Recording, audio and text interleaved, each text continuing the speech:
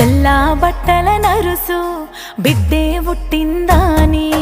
చెప్పంగానే నా ఇంటికి లచ్చి వచ్చిందాని మురిసిపోయిండు నాయన నోట్ల కట్టల పరుసుది కావతిచ్చిండు పసిపానం ఎదగాలని కసిగా పని చేసి నాయన నన్ను పెంచిండు నా సిట్టి చేతులకు మట్టి గాజులేసిండే నా పొట్టి కాళ్ళకు పట్టీల గజ్జల